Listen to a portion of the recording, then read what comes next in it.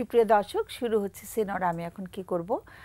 আর আজকে আমরা যে বিষয়টি নিয়ে আলোচনা শুরু করব সেটি হচ্ছে যে আমরা অনেক সময় শুনি আমাদের ক্লায়েন্টদের কাছ থেকে যে আমার না ওকে ভালো লাগে না, আমার ওর অনেক কিছু অভ্যেস আছে যেগুলো আমি একদম নিতে পারি না, কিন্তু তারপরে ওকে ছাড়তে পারছি না। হ্যাঁ, ওর কিছু দিক আছে এতটাই আমাকে বিরক্ত করে ফেলে, এতটাই আমার জন্য অগ্রহণযোগ্য মনে হয়, কিন্তু দিন শেষে আবার আমি ওকে ভালোবাসি, আমি ওকে ছাড়ার কথা ভাবতে পারি না।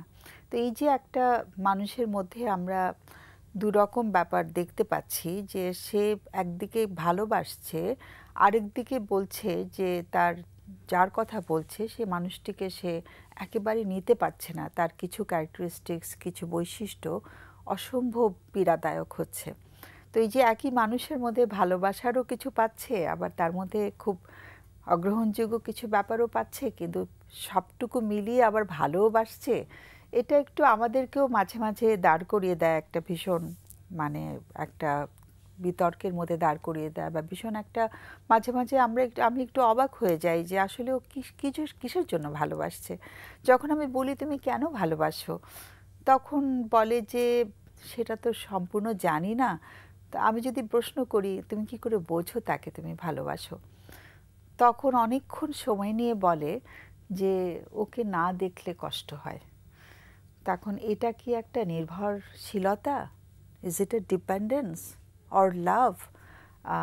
এটার সাথে রেসপেক্টের কোনো আসলে কোনো ব্লেন্ডিং আছে কি, নাকি রেসপেক্ট ছাড়াই ভালোবাসা যায়?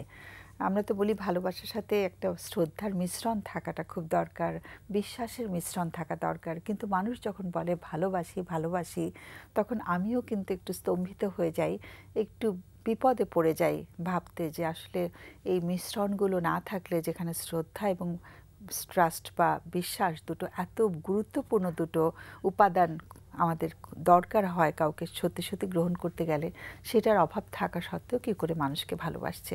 যাই হোক, সেটি আরও নিশ্চয়ই আমাদের অতিথিরা আরেকটু ভালো করে বলার চেষ্টা করবে, ওরা অনেক সুন্দর করে বলে। সাধারণত আমি পরিচয় করিয়ে দিচ্ছি, একজন হচ্ছে আব্দুল হামিদ, ও হচ্ছে সাইকোথেরাপিস্ট হিসেবে কাজ করছে, মনোবিকাশ বলে একটি সংস্থা আছে যেটি মানুষকে সেবা দিচ্ছে। আরেকজন হচ্ছে ইরশাদ শারমিন রহমান, ও হচ্ছে একজন ক্লিনিক্যাল সাইকোলজিস্ট। আমি তোমাদের দুজনকে স্বাগত জানাচ্ছি। তো ইরশাদ, তুমি তো সিনিয়র, তোমাকে দিয়ে শুরু করি, তারপরে হামিদ বলবে। খুব ইন্টারেস্টিং একটা বিষয় আজকে। আসলে আমি ভাবছিলাম যে আমাদের কাছে আসলে অনেকেই আসে এই প্রবলেমটা নিয়ে, যে মানে বিশেষ করে যেখানে আমি কাজ করি, ন্যাশনাল ট্রমা কাউন্সিলিং সেন্টারে প্রচুর অ্যাবিউজের কেস আসে, এবং দেখা যাচ্ছে প্রচণ্ড মার খাচ্ছে, এমন ভয়াবহভাবে অ্যাবিউজ হচ্ছে, কিন্তু দিন শেষে আবার সেই ভালোবাসার মানুষটি, সে যাকে মনে করছে, তার কাছে ফেরত যাচ্ছে। তো কথা বলার পর দেখা যায় যে আসলে মানে একটা কথা বলে না যে ভালোবাসা আসলে অনেক সময় অন্ধ হয়, যে মানে সে তার খারাপ দিকটা আছে কি আছে সেই জায়গাটা দেখছে না, কিন্তু দিন শেষে তার সাথে একটু হয়তো যে ভালো ব্যবহার করছে এটাকেই সে অনেক বড় করে মনে করছে। এবং যেটা হয় যে ভালোবাসার মানে ব্যক্তি, এই যে ব্যক্তিটি আসলে সঠিক আচরণ করছে না, তার সাথে হয়তো আক্রমণাত্মক হচ্ছে বা যেমনই হচ্ছে খারাপ আচরণ করছে, সে ব্যক্তির সাথে আদৌ ভালোবাসবে কিনা এটা আসলে কয়েকটা বিষয়ের উপর নির্ভর করে। তার ভালোবাসার ধরনটা আসলে কেমন, মানে তার কাছে ভালোবাসার সংজ্ঞাটা কি, এবং তার সাথে সম্পর্কটা মানে কেমন, এবং সম্পর্কের গভীরতাটা কতটুকু আছে, এই বিষয়টার উপরেই কিন্তু আসলে নির্ভর করে। অনেকের ক্ষেত্রে কিন্তু আমরা দেখছি যে এই যে যেই আচরণটা সঠিক না, একবার দুইবার কয়েকবার টলারেট করার পর সে কিন্তু সম্পর্ক থেকে বেরিয়ে আসছে। কেউ আছে সম্পর্কে একটা ডিস্টেন্স মেনটেন করছে, সম্পর্কে আছে বসবাস করছে ঠিকই, কিন্তু একটা গ্যাপ মেনটেন করছে, একটা বাউন্ডারির মধ্যে আছে। এবং কারো কারো ক্ষেত্রে আমরা দেখছি কিন্তু সেই সম্পর্কটাতে যত খারাপই হোক না কেন, হয়তো হাজব্যান্ড বা ওয়াইফ কেউ একটা এক্সট্রামেরিটাল রিলেশনশিপে আছে, অথবা অ্যাবিউসিভ আছে, ড্রাগ নিচ্ছে, আরও অনেক কিছু আচরণ করছে, অন্যের সামনে অপমান করছে, তারপরেও সম্পর্কটা আছে।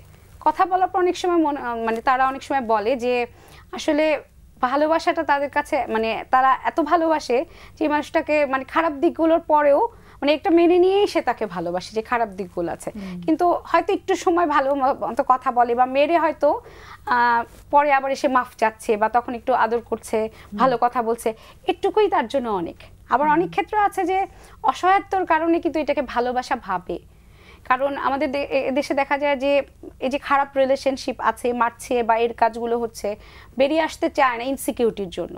মানে কিভাবে বেরিয়ে আসবো, সোসাইটি অ্যাকসেপ্ট করবে কিনা, ফ্যামিলি অ্যাকসেপ্ট করবে কিনা, বাচ্চাদের নিয়ে কোথায় উঠবো, খাবার তো জুটছে এখন।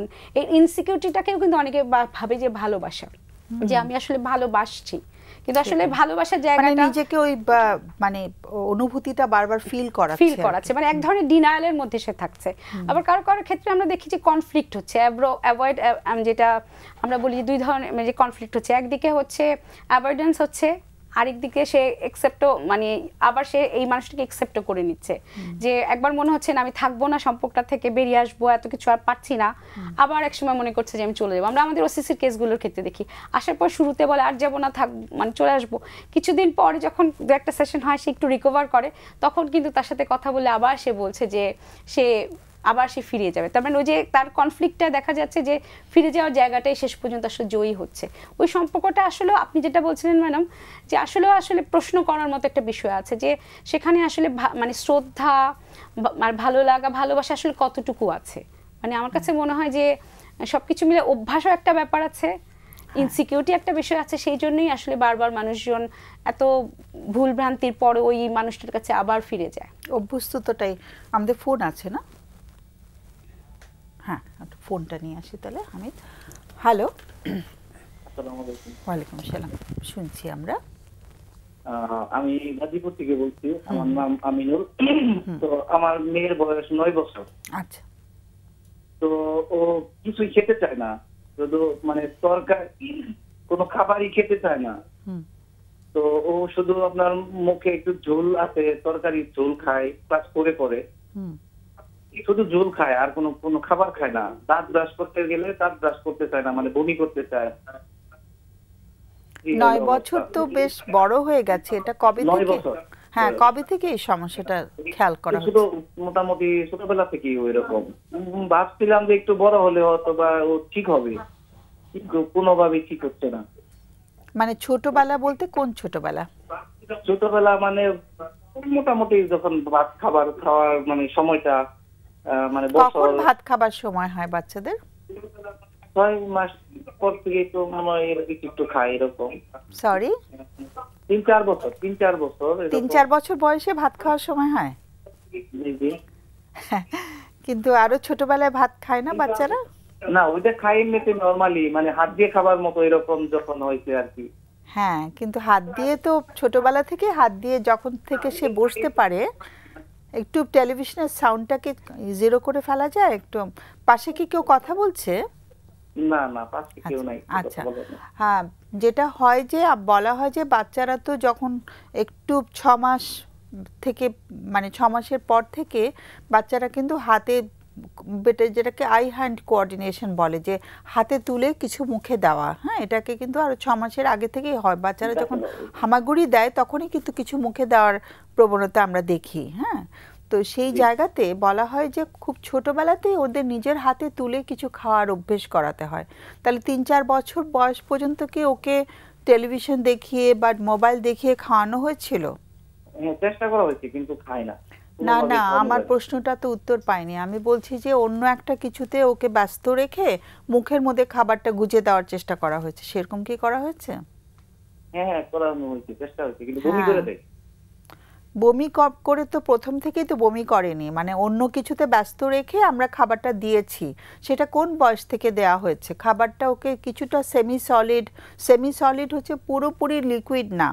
হ্যাঁ, যে ভাতটাকে একটু নরম করে খাওয়ানো, বা অন্য কিছু, অন্য কোনো সুজির হালুয়া বা কিছু ওকে নিজে থেকে খেতে অভ্যস্ত করা, সেটা না হলেও কিছু একটা সেমি সলিড বলা হয়। সেটা কবে থেকে দেয়া হয়েছে, কোন বয়স থেকে? সেটা কি মনে আছে? না, এরকম আসলে এরকম ভাবে খেয়াল করিনি তো। হ্যাঁ, তো ওর তো 9 বছর হয়ে গেছে, একটা লম্বা সময় তো পার হয়ে গেছে, তাই না? এমনিতে আপনি ও কি খেয়ে, এই যে 9 বছর হয়েছে, ও কি খেয়ে বড় হয়েছে তাহলে? এমনি ভাতের সাথে শুধু ঝোল, মানে যে কোনো গুস্ত বা তরকারি হলে ওটা ঝোল খায় শুধু। সেটা কোন সময় থেকে ভাতটা ওকে দেয়া হচ্ছে সেটা কি মনে পড়ে? ভাতটাও ইন্ট্রোডিউস করা হয়েছে কখন থেকে ওকে? ম্যাডাম, শুধু ভাত ছোটবেলা থেকে খায়। কিন্তু কোন বাপের সাথে ছোটবেলা সেটাই তো বয়সটা জানতে চাইছি যে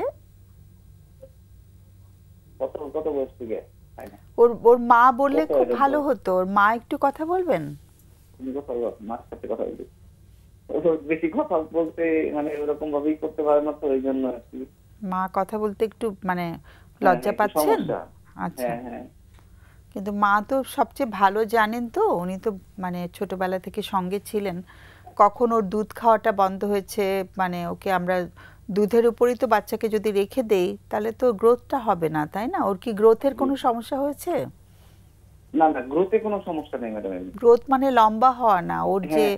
মানে পুষ্টির সমস্যা হয়েছে কিনা হ্যাঁ পুষ্টিহীনতা মানে দুর্বল শুধু শুয়ে হ্যাঁ, থাকতে সেটাই চায়, বললাম। মানে কোনো খেলাধুলা করে না ম্যাডাম একা হ্যাঁ। একা থাকতে মোটামুটি পছন্দ করে এরকম কিন্তু এমনিতে ছাত্রী হিসেবে অনেক ভালো বলে মানে স্কুলের মধ্যে ফার্স্ট ছাত্রী দিয়ে কি করব আমরা ওর যদি শক্তি না হয় ওর যদি জি, ম্যাডাম। মানে ওর মধ্যে যদি মানে হয় না যে যথেষ্ট মানে সবল না অনুভব করে অসুখ বিসুখ মানে পরিহার করতে পারে অসুখ বিসুখকে প্রতিকার করতে পারে মানে ভিতরে ইমিউনিটি রোগ প্রতিরোধ সিস্টেম যদি ক্ষমতা না বাড়ে। তৈরি হয় তাহলে জি। ছাত্রী দিয়ে তো কোনো লাভ নেই তাই না জি, জি, জি, মানুষটাকে ম্যাডাম, তো জি, সব সেটাই। সার্বিকভাবে তোকে গড়ে উঠতে হবে কিন্তু এই 9 বছর বয়সে খেয়াল হলো যে ও যে শুধু ঝোল খাচ্ছে আগে কি একটু মনে হয়নি যে এটা কেন হচ্ছে জি, জি। আগে কি মনে হয়েছিল হ্যালো ওর না, মা আগে- বলে বলে দিচ্ছেন তারপরে বাবা বলছে মা একটু বললে খুব ভালো হতো না তুমি বলো, বললে ভালো হয়। হ্যালো ম্যাডাম কথা বল হ্যাঁ প্লিজ একটু মায়ের কাছ থেকে শুনতে চাই হ্যালো আসসালামু আলাইকুম ওয়ালাইকুম সালাম কি লজ্জা কাজ করছিল কোনো কথা বলতে না ম্যাডাম ও কি একমাত্র সন্তান না আরো সন্তান আছে না ও ও আমার ভাগ্নি হয় ভাগ্নি হয় নিজের সন্তান না না না তাহলে তো সন্তান হিসাবে শুনছিলাম আর আর সন্তান কি আছে হ্যাঁ ও একাই ওর মার বাচ্চা ও একাই কিন্তু ছোটকালে থেকে ম্যাডাম খায় না বুঝছে না না কিন্তু আর এটা সন্তান আমরা- আছে কিনা তোমার কি আরো সন্তান আছে হ্যাঁ হ্যাঁ আমার সন্তান আছে দুইটা কত বয়স ওদের 11 বছর আর একজনের বয়স হলো 7 বছর 11 আর 7 আর ও হচ্ছে মাঝখানে ওকে হ্যাঁ, কবে হ্যাঁ। থেকে মানে এই তোমাদের ফ্যামিলির সাথে রাখা হচ্ছে ও এই 3-4 বছর সেটা কি কারণে ওর বাবা মা ছিলেন না হ্যাঁ ওর মা আছে ওর মা তো চাকরি করে সেই সুবাদে মনে করে ওর মা থাকতে পারে না ওর কাছে চাকরি করছে কি দেশেই আছে না না সে মাঝে মধ্যে এসে থাকে যখন ছুটি হয় তখন এসে থাকে আবার চলে যায় কত বছর বয়স থেকে মানে তোমাদের সাথে আছে ও 3-4 বছর মানে চাকরির জন্য কি একদম বাচ্চা রাখতেই পারছে না মার সাথে তার সম্পর্কটা কেমন মার সাথে সম্পর্ক ভালো কিন্তু ও আর মার কাছে মনে করে ও থাকবো দেখাশোনা করবো কেউ মানে এই কারণে থাকে না মানে ও থাকতে চায় না নাকি মার পক্ষে রাখা সম্ভব না আর মার পক্ষে রাখা সম্ভব কিন্তু ও নিজে থেকে থাকে না ম্যাডাম কেন সেটা আমরা তো অন্য একটা চ্যানেলে ঢুকে গেলাম মনে হচ্ছে খাওয়া দিয়ে শুরু করেছিলাম এখন এখানে তো আরেকটা ইস্যু ও চলে বলে আসে যে আমার ওখানে ভালো লাগে না বাসা কেন বাড়ি বোন- সেটা কি শোনা হয়েছে মানে ও তো থাকে গ্রামের মধ্যে গ্রামের খোলামেলা আর ওইখানে মনে করে রুমের ভিতরে ওই ভদ্র করে আর ভালো লাগে না এটাই বলে ও আর এমনি কোনো কারণ ম্যাডাম বলে না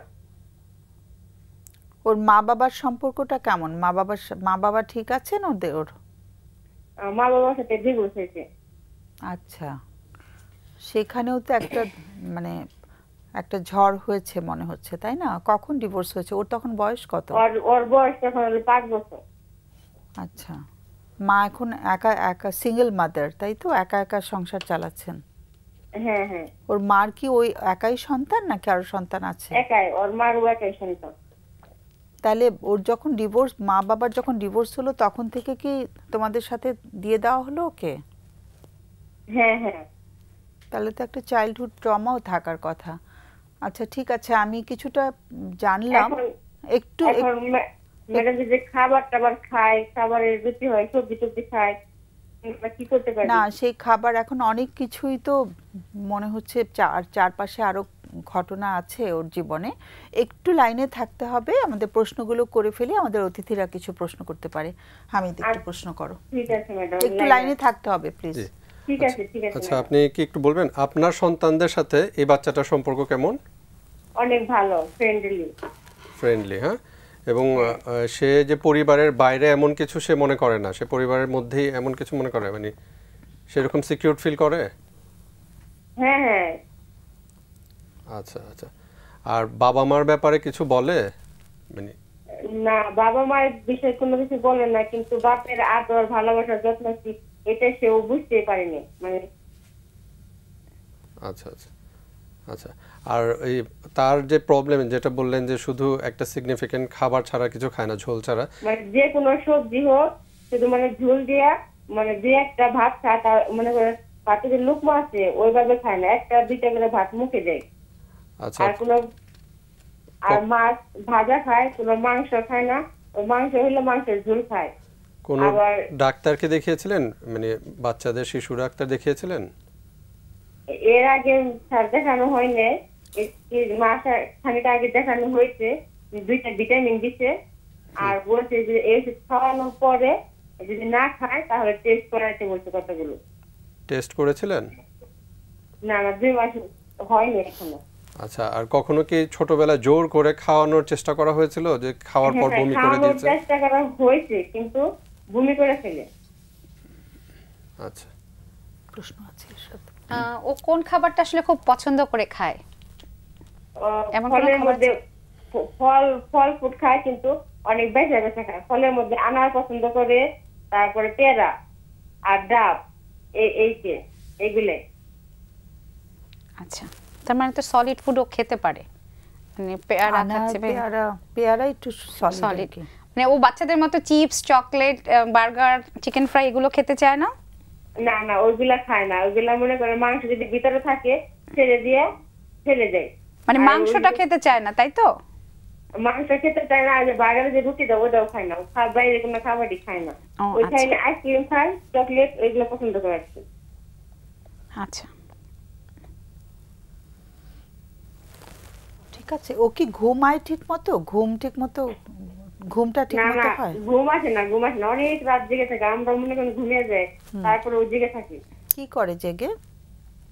মানে কোনো শব্দ করে না, চুপচাপ চোখ বন্ধ করে সে থাকে। আচ্ছা, যারা আমরা কেউ দেখলে বুঝতে পারি যে ও ঘুমাচ্ছে, কিন্তু এটা কোন বয়স থেকে, মানে যখন থেকে আছে তোমাদের সাথে তখন থেকেই লক্ষ্য করছো? তখন থেকে, হ্যাঁ হ্যাঁ, তখন থেকে লক্ষ্য করছি। তাহলে সকালে উঠতে অসুবিধা হয় না? স্কুলে যেতে হয় তো? হ্যাঁ, সকালে যে ডাক দিয়ে উঠাইতে হয়। ভোরের দিকে ঘুমিয়ে যায়? ভোরের দিকে উঠতে পারে না।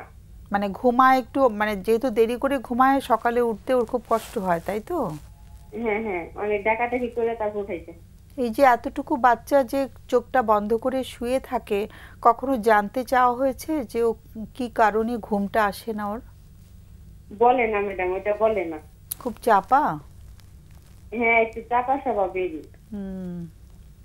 ওর কষ্ট আছে ভিতরে। হ্যাঁ, আমরা তো ওর খাওয়া নিয়ে চিন্তা করছি, আমার মনে হচ্ছে ওর ভেতরে কিছু কষ্ট জমে আছে যেগুলো প্রকাশ করছে না। হ্যাঁ, তাহলে ম্যাডাম এখন আমরা কি করব যাতে ওর কষ্টটা আমাদের সাথে প্রকাশ করে? না, হ্যাঁ, সেটা তো বুঝতেই পারছি। একটু আরেকজন আমাদের অতিথি একটু প্রশ্ন করবে, একটু লাইনে থাকুন। আচ্ছা, একটু কি বলবেন যে তার বাবা মার মধ্যে যে ডিভোর্স হয়েছে সেই সময় কি খুব ঝগড়াঝাটি হতো বা বাচ্চাটাকে মারা হতো, এরকম কোনো সিচুয়েশন ছিল কিনা?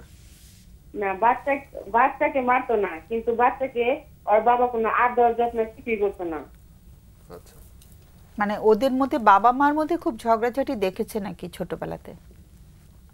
হ্যাঁ, দেখেছি। দেখার তো কথাই। হ্যাঁ, আমরা তাহলে ছেড়ে দেই না? আমি একটা প্রশ্ন শুধু দেখছি। আচ্ছা, বাচ্চাটা কি হাসি খুশি থাকে, মানে কি নাকি হাসে না একদমই? এটা যখন সবার সাথে খেলাধুলা তখন হাসি, কিন্তু বেশিরভাগ সময় ও একা থাকে আর চুপচাপ থাকে, মোবাইল নিয়ে খেলে। আচ্ছা, মোবাইল দিয়ে খেলতে দিও না প্লিজ, ভীষণ সর্বনাশ হয়ে যাচ্ছে ওর। কেমন? মোবাইল খেলার জিনিস না কিন্তু। এটা একটু আমি সবার উদ্দেশ্যেই বলছি, বাচ্চারা যে মোবাইল নিয়ে খেলে, এই মোবাইলটা ওদের একদম সর্বনাশ করে দিচ্ছে। কেমন? তো আমরা ছেড়ে দিই তাহলে। অনেক অনেক ধন্যবাদ। মানে আমাদের এই বিষয় নিয়ে কথা বলার জন্য সচেতন মানে বাবা মা হিসেবে ফোন করেছো তোমরা, আমরা খুব মানে এটাকে খুব শ্রদ্ধার চোখে দেখছি।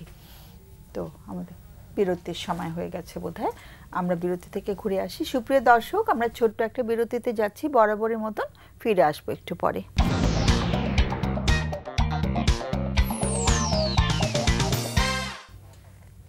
সুপ্রিয় দর্শক, আমরা ফিরে এলাম বিরতির পর। আর আমরা যে বিষয় নিয়ে আলোচনা শুরু করেছিলাম যে আমরা কারো কিছু চারিত্রিক বৈশিষ্ট্য যদি অগ্রহণযোগ্য মনে হয়ও তারপরেও আমরা তাকে ভালোবাসতে পারি কিনা সেটা দিয়ে শুরু করেছিলাম। আমাদের একজন দর্শক বন্ধু কল করেছিলেন তার কন্যা সন্তানটির ব্যাপারটা বলার জন্য। তো যাই হোক, পরে আমরা জানতে পারলাম সেটি আসলে নিজের সন্তান না, ভদ্র মহিলার বোনের মেয়ে। তার কিছু বিষয় নিয়ে আমাদের সাথে কথা বলেছেন। আমি আমার অতিথিদের কাছে যাচ্ছি, ওরা আলোচনা করবে। তো তুমি বলবে আগে ইরশাদ নাকি ওকে আগে বলবো? আমি বলে প্রবাসের সুযোগ পাইনি। যে বিষয়টা কেসটা শুনে যেটা মনে হলো যে বাচ্চাটার উপর দিয়ে প্রচুর চাইল্ডহুড ট্রমা গিয়েছে, ওনার নিজের বাবা মার কাছ থেকে একটু বাংলায় যদি বলো চাইল্ডহুড ট্রমা। ওনার আচ্ছা, শৈশবকালীন অনেক মানসিক পীড়ন গিয়েছে। মানে উনি বাচ্চাটা ছোটবেলা যখন সে খুব খারাপ সিচুয়েশন দেখেছে, বাবা মার মধ্যে ঝগড়াঝাটি, এবং ওনারা যেহেতু সেপারেট হয়ে গেছে, এই পুরো বিষয়টার মধ্য দিয়ে বাচ্চাটা গিয়েছে। এবং এইটা হয়তো এখন বাচ্চাটা খালার কাছে আছেন, খালা প্রতিপালন করছেন। এটাতে তার হয়তো বা মানে যেটা মানসিক পীড়ার কারণে অনেক সময় শারীরিক অনেক রেসপন্স হয়। হ্যাঁ, এই জিনিসটা হচ্ছে। এবং আপনি যে কোয়েশ্চেন করেছিলেন, বলেছে যে একা একা শুয়ে থাকে, চোখ বন্ধ করে থাকে, বাট ঘুমাচ্ছে না। এগুলো ইন্ডিকেট করে যে খুব তীব্রভাবেই তার কষ্টগুলো হচ্ছে। সে হয়তো প্রকাশ করতে পারছে না, এটার সেফটি সিকিউরিটির ইস্যু হয়তো আছে। সে হয়তো চিন্তা করছে এখানে বেশি কিছু বললে অনেক ঝামেলা হতে পারে, এরকম কিছু। আর শারীরিক কোনো সমস্যা আছে কিনা যদি একজন শিশু বিশেষজ্ঞ বা একজন ডাক্তারকে দেখানো যায়, কারণ অনেক সময় দেখিয়েছে ওনারা একটা ওষুধ খাচ্ছেন, কিছু টেস্ট দিয়েছে, সেগুলো করলে হয়তো আরো ডিটেইলে পাওয়া যাবে যে তার আসলে তার ডেভেলপমেন্টাল ইরর হচ্ছে কিনা, তার গ্রোথে কোথাও ফিজিক্যাল লেভেলের কোনো সমস্যা আছে কিনা, সেটা অলরেডি ডান, এটা হতে পারে। আর একটা জিনিস হচ্ছে, যেহেতু বাচ্চাটা এখন ওই যে মানে পিউবার্টি খুব কাছাকাছি চলে আসছে, 9 বছর হয়েছে, তো এইটাও কাছাকাছি, এইটার কারণেও হরমোনাল অনেক চেঞ্জ হয়। কিন্তু ছোটবেলা থেকে খাচ্ছে না, খাবারটা হচ্ছে যে হচ্ছে তা না, কিন্তু না ওইটার কারণে হচ্ছে না, বাট এই চ্যালেঞ্জগুলো আরো বাড়তে পারে।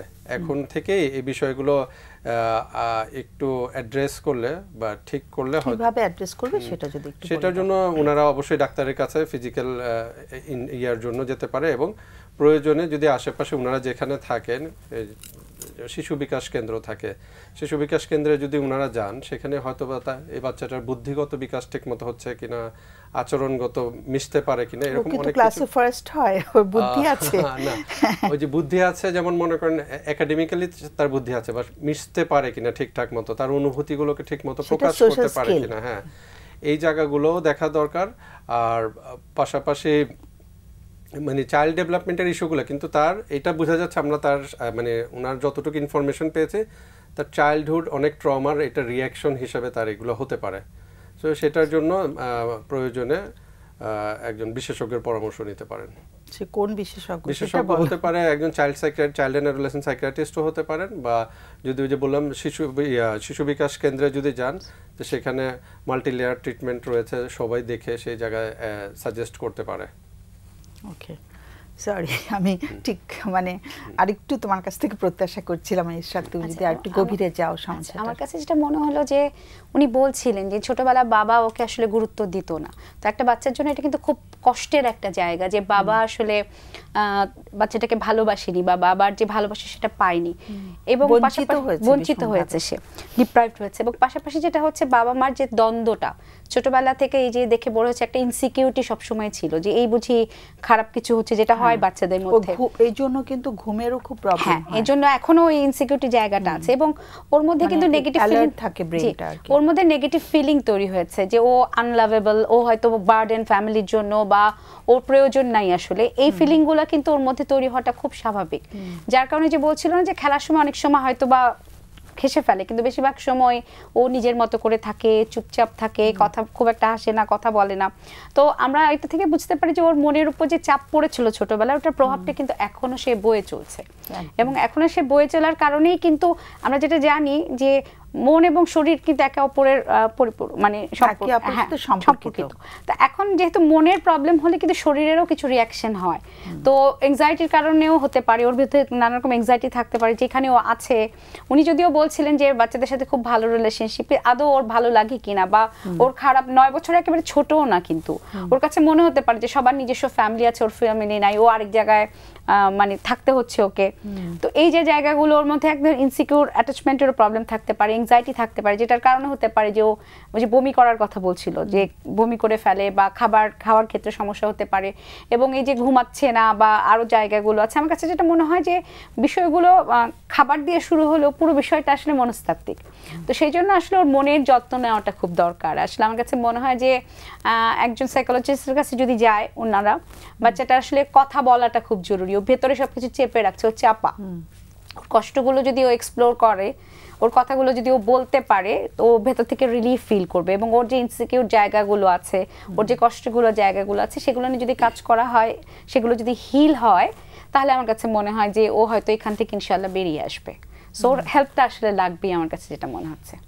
মানে তুমি যেটা বলছো একজন সাইকোলজিস্ট যিনি প্র্যাকটিসিং এবং প্রশিক্ষণপ্রাপ্ত।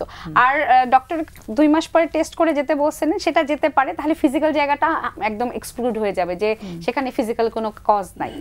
কারণ ও যেহেতু পড়ালেখা ভালো করছে এবং ক্লাসে ফার্স্ট মানে তো বুদ্ধিগত জায়গাটা নাই, কিন্তু মানে যেহেতু ফিজিক্যাল খেতে পারছে না, বমি করছে, এই জায়গাগুলো ফিজিক্যাল কজ আছে কিনা এটা যদি এক্সক্লুড করতে ফেলে, তাহলে তো 100% মানে নিশ্চিতই হওয়া যাবে যে এটা টোটালটাই সাইকোলজিক্যাল। তাহলে সাইকোলজিস্টেরও কাজ করাটা সুবিধা হবে যে টোটালটা সাইকোলজিক্যাল বোঝা যদি যায়। আর আরেকটা আমার কাছে লাগছে যে ক্লাসে ফার্স্ট হওয়াটা, ওটাও কিন্তু ওর একটা মানে ইয়ে হতে পারে, যে মানে একটা হয় না কম্পেনসেশন। আমাদের যখন মনে হয় যে আমার মধ্যে কিছু ঘাটতি আছে, আমি বাবা মার কাছ থেকে চলে এসেছি, মানে যে চলে আসাটা, এটা তোর মনে একটা কষ্ট রয়ে গেছে, সেটা সে কম্পেনসেট করছে কিনা। আমরা কিন্তু অনেক সময় কম্পেনসেট করি, আবার ওভার কম্পেনসেট করি, যেটা সিগমন্ড ফ্রয়েড বলেছেন যে আমরা কম্পেনসেশনের মধ্যে চলে যাই। এটা করার পর এটা হতে পারে যে আবার এরকমও ভাবনা হতে পারে যদি ভালো রেজাল্ট করি ফার্স্ট হই, তাহলে হয়তো ভালোবাসাটা পাবো। হ্যাঁ, but I will get more love if I can show my performance here. মানে কিছুতেই পাচ্ছি না, পারফরম্যান্সকে আমি ধরে রাখতে গিয়ে সেটাও তার জন্য একটা স্ট্রাগল হচ্ছে কিনা, স্ট্রেস ক্রিয়েট করছে, অ্যাংজাইটি ক্রিয়েট করছে, যে যদি ভালো না করতে পারি তাহলে তো আসলে আর ভালোবাসাটা পাবো না হয়তো। এইটাকে সে ভীষণ ভাবে যদি খুব মানে আঁকড়ে ধরে রাখে যে আমার পারফরম্যান্সকে আমাকে ঠিক রাখতে হবে, ওটাও কিন্তু দুশ্চিন্তা বাড়িয়ে দেয়। জি, ওই জন্যই বলছি ওটা থেকেও বমি হতে পারে, কিন্তু সেটাই অ্যাংজাইটি থেকে। তো কিছু অ্যাংজাইটি ওর ভেতরে আছে আর কি। আমরা একটা ফোন নিচ্ছি। হ্যালো। হ্যাঁ, শুনছি আমরা। আসসালামু আলাইকুম। ওয়ালাইকুম সালাম। আমি কেরানীগঞ্জ থেকে আনোয়ার হোসেন বলছি। হ্যাঁ, শুনছি আমরা। থ্যাংক ইউ ফোন করার জন্য। ম্যাডাম, আমি আজকে 5 বছর যাবত সাইকোলজিস্ট রোগী ভুগতেছি। কারণ হচ্ছে রাত্রে কি বা কারা আপনি লোক আর সামনে এসে দাঁড়িয়ে থাকে। একটু পরিষ্কার কথাটা আর একটু পরিষ্কার ভাবে শুনতে পারলে ভালো হতো। টেলিভিশন কি চালানো আছে? হ্যাঁ, টেলিভিশনটা একটু অফ করে দে, মানে সাউন্ডটা অফ করে দিতে। আমার ঘুমের টাইমে এসে আমার ঘুমের টাইমে এসে দাঁড়ায় থাকে, অজানা অচেনা লোক। তখন আমি তাদেরকে দেখি। আচ্ছা, একটু রুমটাতে কি মানে শব্দ আছে কিছু? একটু অন্য জায়গায় গিয়ে কথা বলা যায় কি? কিছু শব্দ আসছে। না, শব্দ ফ্যানের শব্দ। আচ্ছা, ফ্যানের। এখন ঘটনা হইতেছে এই ব্যাপারটা আবার একটু শুনতে চাই, যেটা আগে বলা হয়েছে সেটা। আমি কোনো একটু আমাদের আরেকবার বললে ভালো হয়, যে সমস্যাটা শুনলাম এটা আরেকবার শুনতে চাচ্ছি। কোন একটা 5-7 বছর যাবত আমি যখন ঘুমে শুয়ে থাকি, বা তারা মুরব্বী টাইপের লোক আমার শোয়ার বেডের মধ্যে একটা দাঁড়িয়ে থাকে। আচ্ছা, বেডের কাছে দাঁড়িয়ে থাকে এসে? তখন আমি হঠাৎ বয়সে দাঁড়িয়ে থাকি, হঠাৎ আমি বয়সে ধমক দিই, প্রায় 2 দিন পর পরই। তারপরে পরশুদিন একজন লোক মাঝে দাঁড়িয়েছে, আমি সিরিয়াস থাকে, আমি এক সাইডে মাঝে একটা লোক দাঁড়িয়েছে, পিছনে আবার একটা মহিলা দাঁড়িয়ে রয়েছে। তখন আমি এদিকে লাগতে হচ্ছে, এটা কি আপনার ওয়াইফ? আতঙ্ক হয়ে যায়, আশেপাশের রুমের লোকজন আতঙ্ক হয়ে যায়। এটা কি 5-7 বছর যাবত আমি করে মানুষের গেলাম, তারা গোবর ওষুধ দিচ্ছে, খাইছি বা একটা আমি অজ্ঞান করে থাকি। আমার একটা যে এই আতঙ্কটা কিভাবে আমি সারতে পারি। এখন বয়সটা কত? আপনাদের একটা বয়স কত? আমার বয়স 65। 65। আর এই সমস্যাটা হচ্ছে কতদিন ধরে? আচ্ছা, আমার আওয়াজটা আমি শুনতে পাচ্ছি। টেলিভিশনের ভলিউমটা একদম শূন্য করতে হবে, একদম পরিষ্কার শোনা যাচ্ছে। একদম 0 করে দিতে হবে, শূন্য করে দিতে হবে। আমার আওয়াজ আমি শুনতে পাচ্ছি। শুধু ফোনে কথাটা আমরা ফোনে আলোচনা করি, কেমন? টেলিভিশনের ভলিউমটা একদম শূন্যতে রাখতে হবে, ঠিক আছে? একদম কম না, একদম শূন্য। হ্যাঁ, আচ্ছা। তাহলে যেটা হচ্ছে যে রাত্রেবেলা ঘুম মনে হয় যেন কেউ মাথার কাছে দাঁড়িয়ে আছে। আমার আওয়াজটা আমি শুনতে পাচ্ছি, ভলিউমটা সামনে দাঁড়ায় থাকে, আবার আগে পিছে দাঁড়ায় থাকে। ভলিউমটা কি কমানো হয়েছে? ভলিউমটা 0 করা হয়েছে? আচ্ছা, এখন শুনতে পাচ্ছি না, ভালো হয়েছে, ঠিক আছে। মাথার কাছে কে যেন দাঁড়িয়ে থাকে, তারপরে আবার একটু শুনতে চাচ্ছি। কাছাকাছি দাঁড়িয়ে থাকে, দমক দিলে সামনে যাই, কিছু নাই। আচ্ছা, মানে দাঁড়িয়েওয়ালা লোক 2-3 জন, দমক দেয়া সামনে যাই, দেখি নাই। মহিলা এসে দাঁড়াবে পিছনে, সামনে যাই, মহিলাও নাই। প্রায় এরকম আমাকে ডিস্টার্ব করতেছে। কতদিন ধরে? আমার শারীরিক অন্যান্য রোগও আছে, মেরুদণ্ড, কয়েকবার ডিস্ক প্রলাপ হয়েছিল, কয়েকবার অপারেশন হয়েছে, হার্টের কিডনি, ডায়াবেটিস, এই সকল রোগ আমি ভুগতেছি। তারপর নানান দিকে নানান ঝামেলা, আমি ওখানে খুব টেনশনে পড়ে গেছি। আচ্ছা, এই সমস্যাটা সাইকোলজিস্ট সাইটে এইটা কি আমি উপকার পাইতে পারি আপনাদের মাধ্যমে? এই সমস্যাটা কতদিন ধরে হচ্ছে? 5-7 বছর। প্রথম শুরু যখন হলো তার আগে কি ভয়ের কোনো ঘটনা ঘটেছিল? না, প্রথম যখন হইছে তখন এত ভয় পাইনি, এখন ঘন ঘন আসে। না, তার আগে কোনো ঘটনা হয়েছিল কি? মানে যখন শুরু হলো তার আগে জীবনে এমন কিছু ঘটেছিল যেটা একটু ভয় লেগেছিল? না, সেরকম আমি আমার জীবনে এত কিছু ঘটে নাই।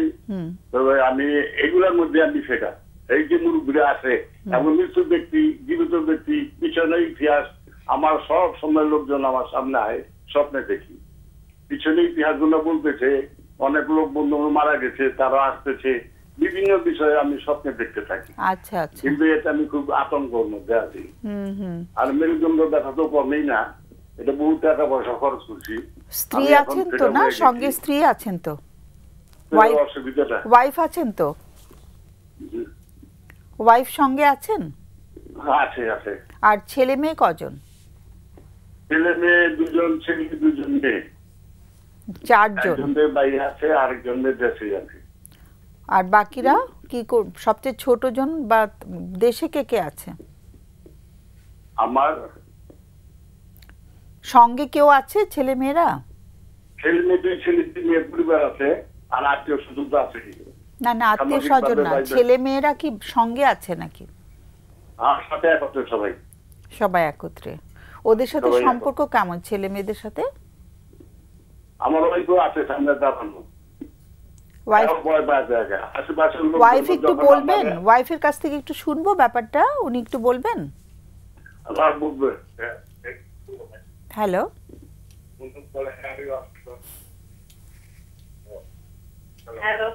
হ্যাঁ, ওয়ালাইকুম সালাম। একটু জানতে চাচ্ছিলাম যে এটা কবে থেকে সমস্যাটা বেড়ে গেছে এরকম, আর কোনো কিছু ভয় পাওয়ার মতো কিছু ঘটেছিল জীবনে?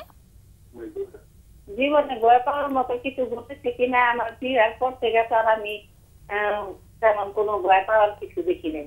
আচ্ছা। কিন্তু ঘুমের মধ্যে গোটা থাকে, এর মধ্যে যে খাইয়া উঠে না, ঠিক খাইয়া আকারে আমি যে কথা কই তারপরও না মনে হয় আমার মার বাচ্চায় এই করে বুঝতে পারি না ব্যাপারটা। আর একটু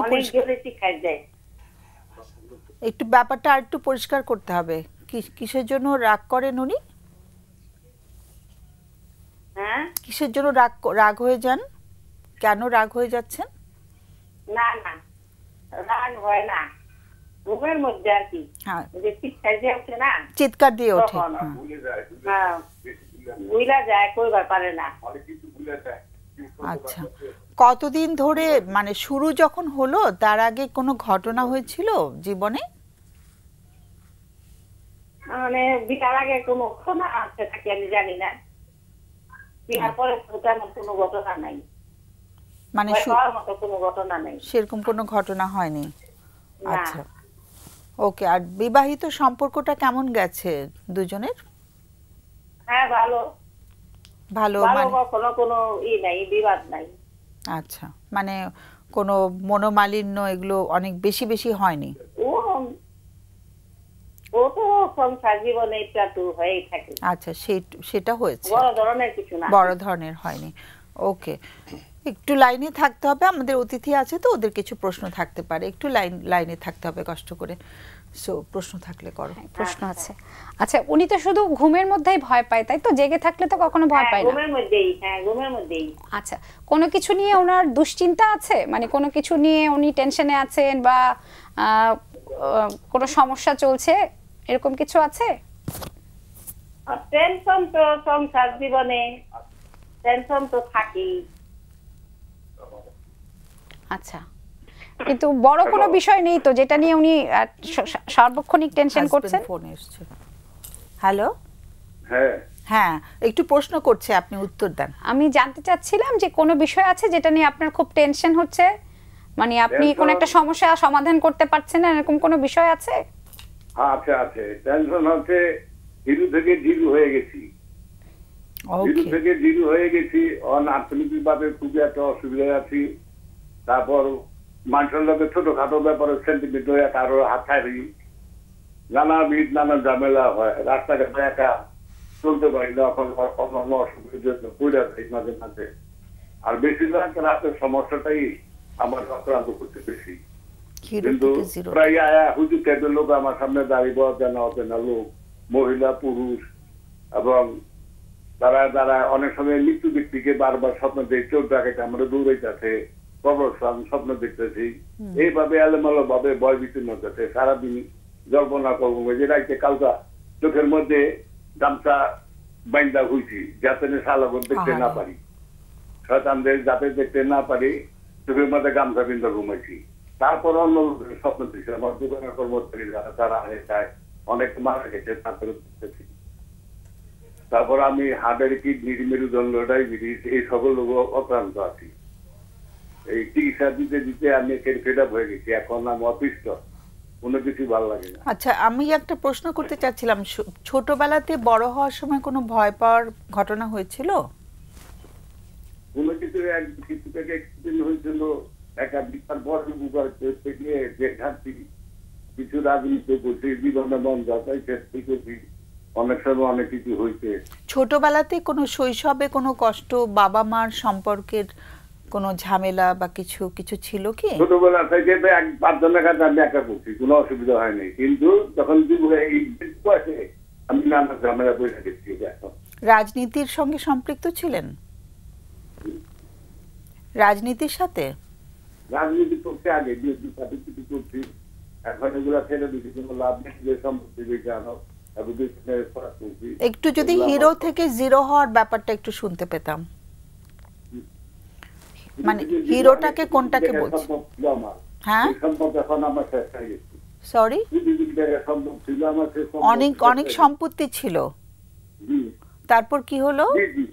তারপরে যে মিটিং করছি, আবার বিএনপি পার্টির সাথে সভা সেমিনার করছি, নাটক ফাটক করছি, সাংগঠনিক করছি, বিভিন্ন বিষয়ে মন যা থেকে তাই করছি, বিভিন্ন বিষয় থেকে ব্যাখ্যা করছে, সম্পত্তি বেঁচে বলে করছি। সংগঠন করতে গিয়ে সংগঠন, নাটক ফাটক, গান বাজনা, বিভিন্ন বিষয়, অন্যায় কাজ দেয়া, বিভিন্ন বিষয় করতে গিয়ে বলেছে।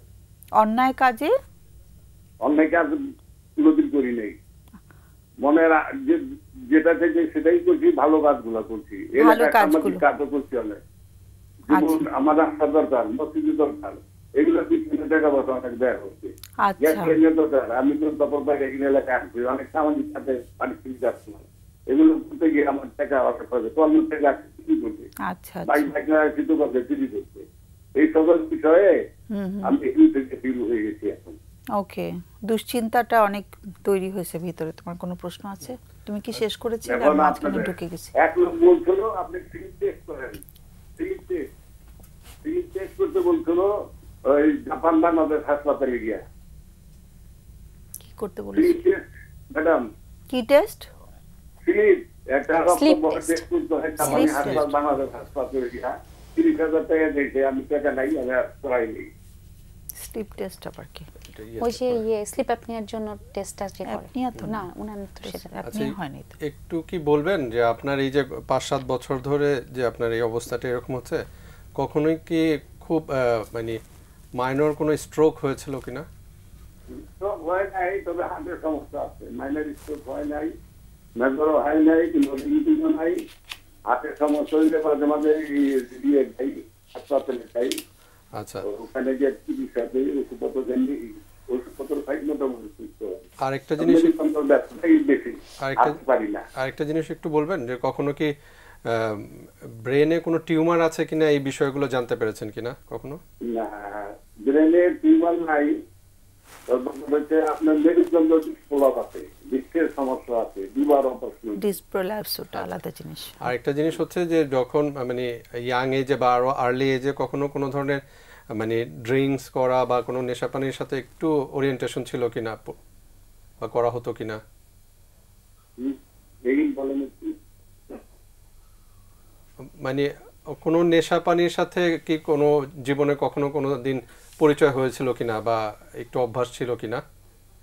না, অনেক নেতার সাথে পরিচয় হয়েছে, বিদেশি আসছে, দূরত আমানুল্লাহ আমাদের একটা বিজু এমপি যারা মাসের সাথে সাথে মাঝে সাথে বলছি, আলোচনা হয়েছে। না, ড্রাগস এর কথা বলছি, নেশা জাতীয় কোনো বিষয়ের। ছেড়ে দিই আমরা, ওগুলোর সাথে পলিটিক্সের সাথে জড়িত ম্যাডাম ছিল। একটা প্রশ্ন শুধু ছিল। বাহ। আচ্ছা, আপনার তো 5-7 বছর ধরে সমস্যা, তাহলে আপনার আর্থিক অবস্থা খারাপ কি ওই সময়টাই হয়েছে? আর্থিক অবস্থা তো ইদানিং খারাপ আমার। ইদানিং 5-7 বছর আগে ঠিক ছিল? 5-7 বছর আগে মোটামুটি ছিল, আচ্ছা, এখন একটু খারাপ হয়েছে। ছেলে মেয়ে ফেটে আমরা এখন ছেলে মেয়ের কাছে বোঝা হয়ে গেছি, বয়স হয়ে গেছে, বোঝা হয়ে গেছি, তাদের কাছে কত চিকিৎসা দিব। বুঝতে তখন পারছি। আমি নিজে খুব একটা মনে করছি, এসে গেছে, কি করছি, কি হইলাম, নানান টেনশন, অনেক ফ্রাস্ট্রেশন আছে। আর বেশিরভাগ রাত্রে এই যে এরা আসে আর আমরা বেশি টেনশন ফালা দিতে, মানে এটা কি রোগটা, কি আমি এটা কি করতে পারি এখন? হ্যাঁ, আমরা দেখি, আলোচনা করি, কেমন? অনেক অনেক ধন্যবাদ। অনেক হতাশা কাজ করছে বোঝা যাচ্ছে। আমরা আলোচনা করলে আমাদের আলোচনাটা শুনলে ভালো হয়, কেমন? অনেক অনেক ধন্যবাদ, অনেক কৃতজ্ঞতা প্রকাশ করছি আমাদেরকে যোগাযোগ করার জন্য। ওকে, তুমি বলো আগে। বুঝতে পারছি আপনি আসলে খারাপ সময়ের মধ্যে দিয়ে যাচ্ছেন। আপনি বলছিলেন যে একটা সময় অনেক টাকা পয়সা ছিল আপনার, কিন্তু এই মুহূর্তে আসলে আপনার হাতে সেরকম কিছু নেই, এবং যেটা হলো যে অনেক শারীরিক সমস্যার মধ্যে দিয়েও আপনাকে যেতে হচ্ছে, মানে সার্জারি করতে হয়েছে বা শারীরিক কিছু সমস্যা আছে যেগুলো বেশ জটিল। এখন যেটা হচ্ছে যে এই যে একটা সময় আপনি অনেক ইনকাম করেছেন, নিজের মতো করে সবকিছু করেছেন, কিন্তু এখন হাতে কিছু নাই, অন্যের উপর নির্ভর করতে হচ্ছে। এটা আপনার জন্য আসলে অনেক কষ্টের একটা ব্যাপার, অনেক হতাশার একটা ব্যাপার, এবং আপনার কাছে মনে হচ্ছে যে আসলে অন্যের উপর নির্ভরশীলতাটা একটা বোঝার মতো মনে হচ্ছে নিজেকে। এবং এই যে খারাপ লাগাগুলো আছে, এটা তো আপনি যখন জেগে থাকেন তখন এই ভেতরে, আপনি যখন কথা বলেন তখনও আপনার ভেতরে থাকে, আপনি যখন চুপচাপ থাকেন তখনও আপনার ভেতরে জিনিসগুলো আসলে চলতে থাকে। তাহলে আমরা বলি যে আমরা যখন ঘুমিয়ে থাকি তখন ওই যে আমাদের ব্রেনে যে জিনিসগুলো সারাদিন চলতে থাকে সেটার কিন্তু একটা বহিঃপ্রকাশ হয় স্বপ্নের মাধ্যমে। তো আপনি যখন ঘুমিয়ে থাকেন তখন কিন্তু ওই যে আপনার টেনশন আছে, মানে ফিউচার নিয়ে এক ধরনের ইনসিকিউরিটি আছে যে সামনে কি হবে, যদি আরও টাকা পয়সার প্রয়োজন হবে, কোথা থেকে আসবে, এই যে নানা রকম বিষয়গুলো, বা আপনার মধ্যে যে কষ্টটা যে আগে এত কিছু ইনকাম করেছেন, দু হাতে খরচ করেছেন, সে এখন একদমই সেই অবস্থায় আপনি নেই, এটা মেনে নেওয়াটাও একটা কষ্টকর। এই কষ্টগুলো, খারাপ লাগাগুলোর বহিঃপ্রকাশটাই কিন্তু আসলে আপনার স্বপ্নের মধ্যে হয়, যার কারণে আপনি এলোমেলো স্বপ্নগুলো দেখেন, ভয়ের স্বপ্ন অনেক সময় হয়তো দেখেন, কেউ আপনাকে তাড়া করছে, আপনি বলছিলেন, এই স্বপ্নগুলো আসলে আপনি দেখছেন। তো আমার কাছে যেটা মনে হয় যে এই যে আপনার খারাপ লাগাগুলো আছে, এই খারাপ লাগাগুলো থেকে বেরিয়ে আসাটা আসলে খুব জরুরি।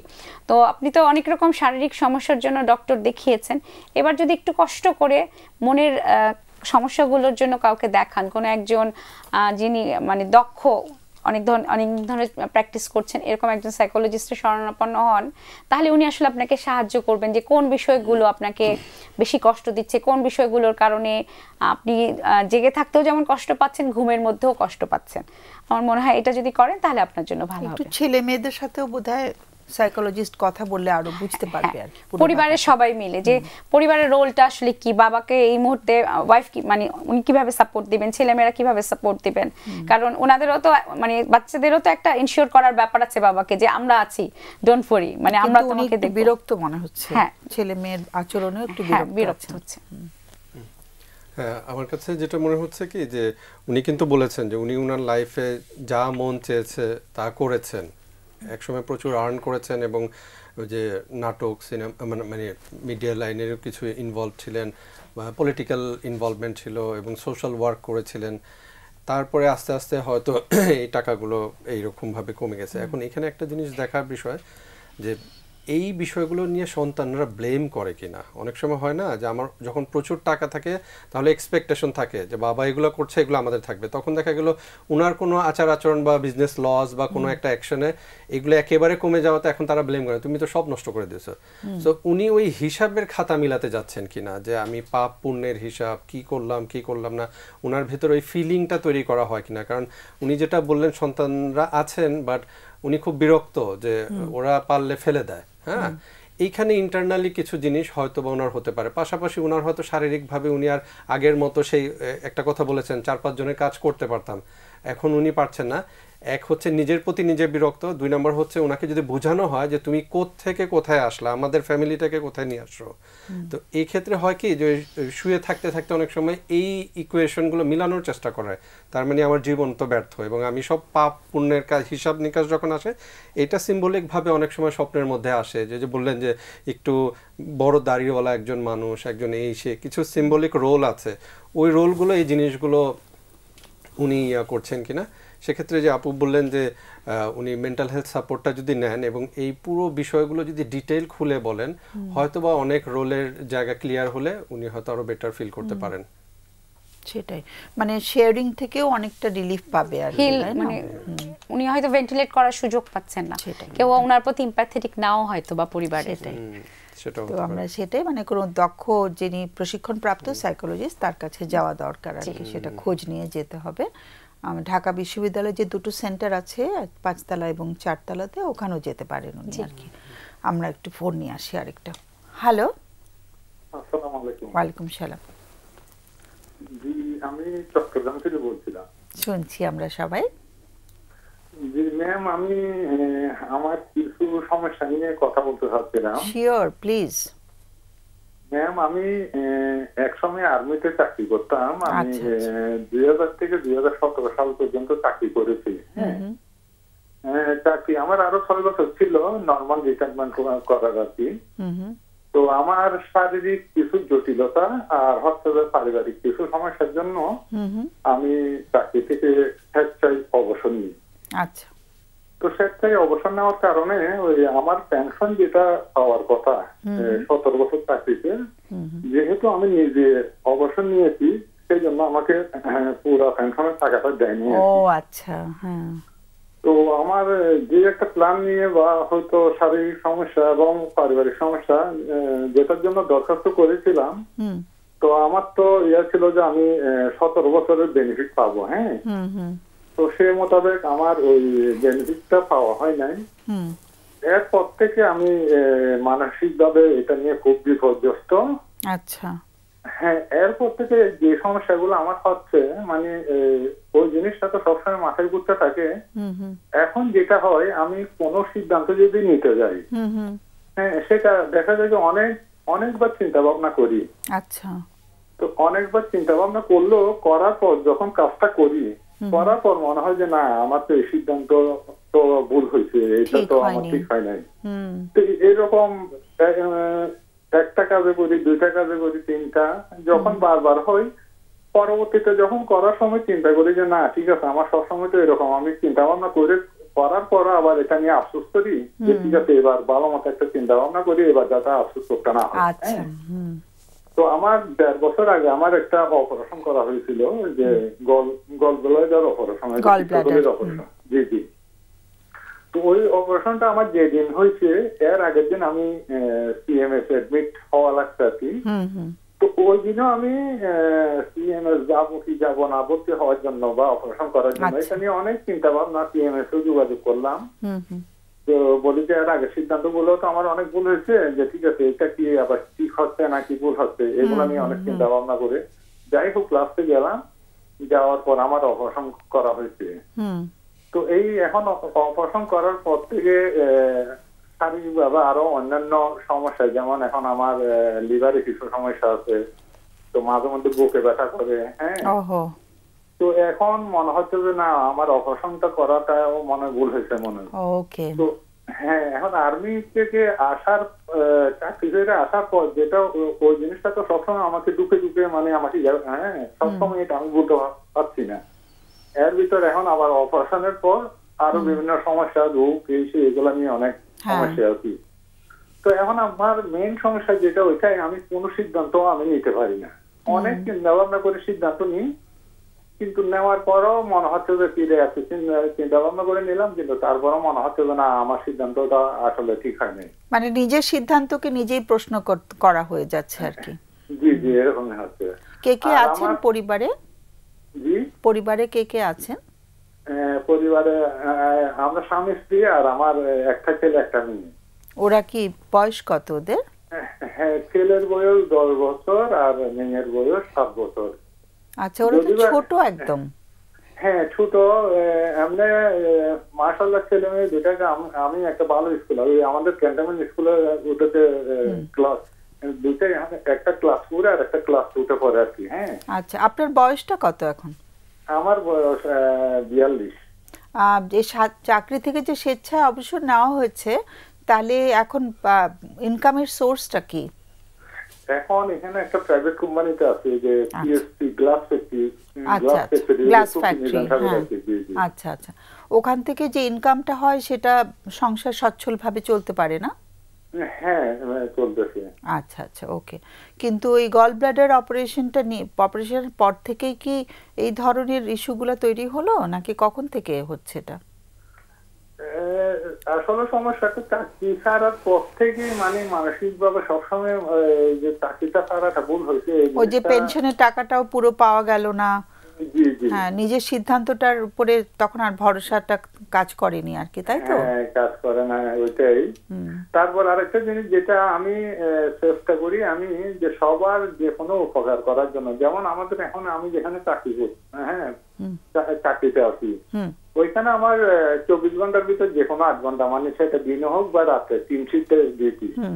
তো রাত্রে আমি ডিউটি করলাম, সারা রাত আমি সজাগ ডিউটি করলাম। এখন সকালে যদি আমার রিলেটিভ, আত্মীয় স্বজন বা আমার ফ্যামিলির কেউ বা পাড়া প্রতিবেশী কারো প্রয়োজনে যদি আমার কোথাও যাওয়া লাগে, মানে আমি ওইটা চিন্তা করি না যে ঠিক আছে সারা রাত তো আমি ডিউটি করলাম, এখন একটু রেস্ট করি, আবার তো দিনের 2টা থেকে আবার ডিউটি আছে। কিন্তু ওই জিনিসটা আমার করা হয় না, যে ঠিক আছে আমাকে কেউ ডাকলো, আমি এই অসুস্থ দেখা যাচ্ছে আমি ঠিক আছে, মানে মানুষের উপকার করার ইয়েটা অনেক বেশি আর কি, প্রবণতাটা। কিন্তু আমি ওই হিসেবে মানুষ থেকে, মানে আমি যখন বিপদে পড়ি সেরকম পাচ্ছি না, তখন সহায়তাটা পাওয়া যাচ্ছে না। হ্যাঁ, তখন খুব কষ্ট লাগে, তখন একটা ডিপ্রেশন হয় আর কি। হ্যাঁ, ওকে। মানে খুব সুন্দর করে গুছিয়ে বলা হয়েছে, বুঝতে অনেক সুবিধা হলো। একটু লাইনে থাকতে হবে। এই প্রশ্নটা কি এটাই যে ডিপ্রেশন থেকে কি করে বেরোবো, এটাই কি প্রশ্ন? আর ঘুমটা কি হচ্ছে, রাতে ঘুমটা ঠিক মতো হয়? জি, ঘুম মোটামুটি হচ্ছে। আর এখনের ভিতর আসলে যেটা মাথায় সবসময় কাজ করে, ওই বিভিন্ন বিষণ্ণতার কারণে, যে আসলে আসলে আমাদের ইসলাম ধর্মে তো ওইটা নিষেধ সুইসাইড করা বা আত্মহত্যা করা। হ্যাঁ, মাঝে মধ্যে কিন্তু মাথার ভিতরে এখন ওই রকমই চিন্তা ভাবনা করে। আসলে এখন সত্যি কথা আমার নিজের বেঁচে থাকার এখন মূল অবলম্বনটা হচ্ছে যে আমার একটা ছেলে একটা মেয়ে। হ্যাঁ হ্যাঁ, দুইটা ছেলে মেয়ের দিকে তাকাইলে এখন মানে আমি আর মাথায় অনেক কিছু গুল ফাঁকাইলেও ছেলে মেয়ের দিকে তাকাইলে আর হয়তো সেটা হয় না আর কি। মানে বিষণ্ণতাটা এমন পর্যায়ে হচ্ছে যে সুইসাইডের ইচ্ছেও চলে আসছে, তাই না? তো তার মানে ভালোই বিষণ্ণতা হচ্ছে। একটু লাইনে থাকতে হবে, কেমন? একটু প্রশ্ন করো তোমরা। আচ্ছা, আপনি কি একটু বলবেন, আপনি যখন ওই যে চাকরিটা ছেড়ে দিলেন, এটা কি আপনার একক সিদ্ধান্তে ছেড়েছেন নাকি আপনার পরিবারের সাথে কথাবার্তা বলে এরকম? না, ওটা সিদ্ধান্ত আমার একক সিদ্ধান্ত ছিল। আচ্ছা, পরিবারের সাথে বলতে আমার পরিবার জানে, কিন্তু জানে বলতে আসলে পরিবার রাজি ছিল না। সেটা হয়তো আমি আমার মনের দিকে তাকাই, হয়তো আমাকে খুশি করার জন্য ওইভাবে রাজি হয়েছে, কিন্তু পরিবার রাজি ছিল না। আচ্ছা আচ্ছা আচ্ছা। আর একটা জিনিস হচ্ছে যে আপনার চাইল্ডহুডের মানে আপনার ভাই বোন কতজন বা আপনার বেড়ে ওঠাটা কেমন ছিল? হ্যাঁ, আমার 5 ভাই ছিলাম আমরা। আমার বড়টা মারা গেছে, বর্তমানে 4 ভাই আর 3 বোন। আর বেড়ে ওঠা বলতে আসলে আমার ছোটবেলায় বাবাকে হারিয়েছি 2001 সালে। তারপর 2012 সালে মা মারা গেছে, মানে আমার মা বাবা কেউ নাই। আর আমি ভাই বোন সবার ছোট, আমি সবার ছোট। আপনি ভাই বোনদের সাথে আপনার সম্পর্ক কেমন? হ্যাঁ, সম্পর্ক আছে, ভালো আছে। আচ্ছা, এই আর্মিতে যাওয়ার স্বপ্নটা কি আপনারই ছিল? জি, আমারই ছিল। আচ্ছা আচ্ছা আচ্ছা। আর এখন সন্তানদের দিকে তাকিয়ে থেকে আপনি আর কি যতটা জীবনকে উপভোগ করা বা একটু আনন্দ পান, না হলে অনেক নেগেটিভ চিন্তা আসে, তাই তো? জি, আর একটা জিনিস ওইটাই যে আসলে ওই আমার ফ্যামিলি, এটা স্বাভাবিক যে কোনো মেয়ে চাইবে যে একটা সরকারি চাকরি, হাজবেন্ড বা এসে যে ওই চাকরিটা ছাড়ার পর থেকে ওই আমার ওয়াইফও মানসিক ভাবে অনেক আছে, যে কারণ ওর একটা ভালো স্বপ্ন ছিল হয়তো যে ঠিক আছে ও ক্যান্টনমেন্টে ভালো ভালো কোয়ার্টারে থাকবে, ছেলে মেয়ে গুলাকে ওইখানে মানুষ করবে। হ্যাঁ, তো আসলে ওইটা তো হয় নাই। তো আমার ওয়াইফের মনে অনেক কষ্ট, কিন্তু আমার কষ্টটা তো আসলে ওকে বুঝতে দিই না, কিন্তু ওর থেকে তো বড় কষ্ট আমার। হয়তো আমার সিদ্ধান্ত নেওয়াটা হয়তো ভুল হয়ে গেছে, কিন্তু যেখানে যে সংস্থায় আমি 18 বছর কাটাইছি। আচ্ছা, একটু আমাদের সময় পার হয়ে যাচ্ছে, তো প্রশ্নগুলো নিয়ে নিচ্ছি, তারপরে আমরা আলোচনা করি। কি কারণে ছেড়েছিলেন জবটা আসলে তখন? আমার আমি অসুস্থ ছিলাম, তারপর পারিবারিক কিছু সমস্যা ছিল। কি ধরনের? যেমন আমি ওইখানে আর্মিতে থাকা অবস্থায় আমার জবটা ছিল অফিসিয়ালি ক্লার্ক। হ্যাঁ, কম্পিউটার কাজ করা লাগতো। তো আমার ওই একটা মাইগ্রেনের সমস্যা ছিল, তারপর চোখের একটু সমস্যা ছিল। কাজ করার সময় সবসময় চোখে পানি পড়তাম, প্রচুর মাথা ব্যথা করতো। হ্যাঁ, কাজ করা মানে ডিফিকাল্ট হয়ে যেত। তারপর এখানে পারিবারিক ভাবে একটু সমস্যা ছিলাম, যেহেতু মা বাবা ছিল না বাড়িতে, এই একটু পারিবারিক ভাবে একটু সমস্যা ছিল আর কি। এরকম কি যে চাকরিটা ছাড়লে আপনি অনেক টাকা একসাথে পাবেন, এই দরকারটা ছিল ওই মুহূর্তে? হ্যাঁ, আসলে আমাদের যেটা নিয়ম সেটা হচ্ছে যে 15 বছর সার্ভিস যদি হয় তাহলে 15 বছর মানে ফুল পেনশনটা পাওয়ার কথা, মানে 15 বছরে যত টাকা আসে তত টাকা পাওয়ার কথা। কিন্তু আমার সার্ভিস হচ্ছে 18 বছর। কিন্তু আমাকে ওই যে আমার কমান্ডার যিনি, উনি আসলে হয়তো উনি নিজের একটা মন গড়া একটা ইয়া করে দিচ্ছে যে আমাকে পেনশনটা দিচ্ছে 3 ভাগে 2 ভাগ, যদি বা সেটা নিয়মে নাই। কারণ 15 বছর হলে কালার সার্ভিস, তাহলে কিন্তু আমাকে পুরো সুবিধা দেওয়ার কথা, সেখানে বঞ্চিত হচ্ছে আর কি। জি জি। তাহলে এখন আপনার একটা আফসোস হচ্ছে যে কেন আসলে ওই সিদ্ধান্তটা নিয়েছিলাম, তাই তো? আপনার ওয়াইফ কি এটা? জি, ওইটা একটা আফসোস। আর দ্বিতীয় আফসোস যে মানে আমি অপারেশনটা, এই যে অপারেশন গলব্লাডারের অপারেশন যেটা করেছি আমি, হ্যাঁ, ওইটা যে আমার গলব্লাডারের সাফে ছিল সেটা না, 2টা পলিপ ছিল ছোট ছোট। তো এই পলিপের জন্য আমার এই অপারেশনটা এখন না করলেও হয়তো 5-10 বছর পরে করলেও পারতাম। কারণ এখন যে ডাক্তারের কাছে যাচ্ছি, ডাক্তারের দেখেই বলে যে এই ছোট ছোট পলিপ দুটার জন্য তো অপারেশন করার দরকার ছিল না, তাহলে আপনি অপারেশন করলেন কেন? হ্যাঁ, তো এখন চাকরি ছাড়া সেটার জন্য একটা ইয়ে, তারপর এখানে অপারেশন করছি, এটা নিয়ে মানে এখন আরেকটা ইয়ে। কারণ অপারেশন করার পরও যে আমি ফুলফিল সুস্থ সেটা না, মনে হচ্ছে যে অপারেশন করার পর থেকে আমার আরো অনেক সমস্যা বেড়ে গেছে। লিভারের সমস্যা হচ্ছে? হ্যাঁ আমার ফ্যাটি লিভার আছে, তারপর হার্টে কয়েকদিন ধরে হার্টে যদিও ইসিজি করছি আমি, হার্টে মাঝে মধ্যে ব্যথা করে ওইখানে আর বিবি মানে আর বিবি এরকম চিন্তা আছে। ডাক্তারকে দেখাইছি যদিও তেমন সমস্যা না, কিন্তু মাঝে মধ্যে বুকে ব্যথা করে। ঠিক আছে, আমরা আলোচনা, আমাদের সময় প্রায় ফুরিয়ে এসছে, তো আমরা আলোচনা করি। অনেক অনেক ধন্যবাদ আমাদেরকে ফোন করার জন্য। আমাদের আলোচনা থেকে দেখি যদি কিছু উঠে আসে আমরা চেষ্টা করছি। অনেক অনেক ধন্যবাদ পুরো ব্যাপারটাই সুন্দর করে বুঝিয়ে বলার জন্য আমাদেরকে। হ্যাঁ বলো। উনি যেটা বলছিলেন সেটা থেকে বোঝা যাচ্ছে যে ওনার এক ধরনের গিল্ট ফিলিং কিন্তু কাজ করছে, যে ওই মুহূর্তে জবটা ছাড়ার কেন মানে ছাড়ার সিদ্ধান্তটা নিয়েছিলেন। কারণ জবটা ছাড়ার পরে আসলে যে উদ্দেশ্য নিয়ে ছেড়েছিলেন ওই বেনিফিটটা উনি পান নাই। আসলে ওই যে পরিমাণ টাকা ওনার পাওয়ার কথা ছিল রিটায়ারমেন্টের, ওটাও পান নাই, সেটা একটা। তারপর রিটায়ারমেন্টের সময়ও হয়নি, অনেক আগে শারীরিক কিছু সমস্যার জন্য ওনাকে ছাড়তে হয়েছে। পাশাপাশি এইটা করার পর বাড়িতে মানে পরিবারের কেউ তখন মেনে নিয়েছিল, কিন্তু কেউ তো এটা ভালো মতো নেননি। উনি বলছিলেন যে ওয়াইফের উপর এটা একটা চাপ পড়েছে, অর্থাৎ ওনাদের যে আর্থিক একটা সচ্ছলতার জায়গা ছিল সেখান থেকে তো বেরিয়ে আসতে হয়েছে, বা ওনাদের যে একটা ড্রিম ছিল বা একটা প্ল্যান ছিল ফিউচারের জন্য, যে সুন্দর একটা এনভায়রনমেন্টে বাচ্চারা বেড়ে উঠবে, ফ্যাসিলিটিস গুলো পাবে, সেগুলো থেকে হ্যাঁ এই জায়গা থেকে যখন বঞ্চিত হচ্ছে হয়তো বাচ্চারা বা ওয়াইফ ওনারা রিয়াক্ট করছে। তো এটাও ওনার জন্য নেওয়াটা আসলে কষ্টকর হচ্ছে। একে তো উনি ছোট, হ্যাঁ, কিন্তু হয়তো বা যেটা হচ্ছে যে উনি একে তো গিল্টে আছে, তারপর আবার ওয়াইফের রিয়াকশন গুলো উনি দেখছেন। পাশাপাশি হচ্ছে যে এখন উনি যেই জবটা আছেন, আগে যে এইরকম ভাবে উনি ছিলেন ডিফেন্সের জায়গাগুলোতে, এখন সেই ফ্যাসিলিটিস গুলো তো আসলে নাই। তো বারবার কিন্তু কম্পারিজন এসেই যায় যে ওই ফ্যাসিলিটিস পাচ্ছি না, কেন তাহলে করলাম সেই জায়গাগুলো।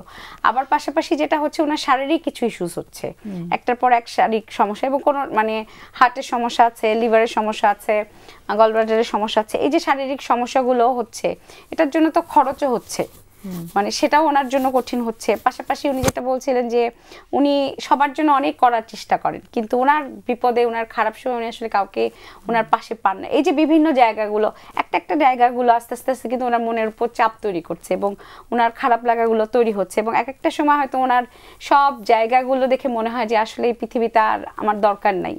তখন একবার হয়তো মাথায় উকি দেয় যে আর না থাকলেও চলবে, কিন্তু আবার পরক্ষণে হয়তো বাচ্চাদের চেহারাটা যখন দেখেন ছোট ছোট, ওদের কথা মনে করে আবার নিজেকে সামলে নেন। এভাবেই আসলে কিন্তু উনি চলছেন। কিন্তু এই চলাটা তো আসলে ভালো থাকা না। আমরা বুঝতে পারছি যে উনি খারাপ আছেন, মানসিকভাবে কষ্টে আছেন, অসহায় একটা অবস্থায় আছেন, ওনার অনুশোচনা বোধও আছে, ওনার ফিউচার নিয়ে একটা ইনসিকিউরিটি বা মানে অনিশ্চয়তাও কাজ করছে। সবকিছু মিলে আসলে এই খারাপ থাকাটা, তো এখন এই খারাপ থাকাটা থেকে আসলে উনি যেহেতু চাচ্ছেন বেরিয়ে আসতে, আমার কাছে মনে হয় যে ওয়াইফ সাপোর্ট করতে পারেন এই ক্ষেত্রে, যে যা হওয়ার হয়ে গেছে, এখন এই জায়গার মধ্যে আমরা কিভাবে একসাথে ভালো থাকতে পারি, সেই ভালো থাকাটা এনশিওর করার জন্য যা করা যায়, ওয়াইফের সাথে কথা বলা যেতে পারে, এবং একটু অ্যাকসেপ্ট করা নেওয়া, মানে অ্যাকসেপ্টেন্সটা খুব জরুরি আসলে এই মুহূর্তে, যে যেটা হওয়ার হয়ে গেছে, মানে এখন তো আর ফিরে ওই জায়গাটায় যাওয়া যাবে না, তো মেনে নেওয়া। তোমরা কি শুধু মেয়েদের সাপোর্ট দাও ট্রমা কাউন্সেলিং? না, ছেলেদেরকেও দিচ্ছি। তো একটু বলে দিতে পারো, আমার মনে হয় ওনার স্ত্রীকে নিয়েও যদি আসেন। তো যেটা বলছিলাম যে মেনে নেওয়া, যে যা হয়েছে হয়েছে, এখন আমি এখানে কিভাবে ভালো থাকতে পারি, এই জায়গাগুলো যদি চেষ্টা করা যায়, আমার মনে হয় যে পরিবারের সাপোর্টের পাশাপাশি আপনি যদি একটু প্রফেশনাল কারো সাপোর্ট নেন, আমাদের মহিলা বিষয়ক অধিদপ্তর ভবনে ন্যাশনাল ট্রমা কাউন্সেলিং সেন্টার আছে, যেখানে আমরা নারী, পুরুষ, শিশু সবাইকে আসলে বিনামূল্যে কাউন্সেলিং সার্ভিসটা দিচ্ছি।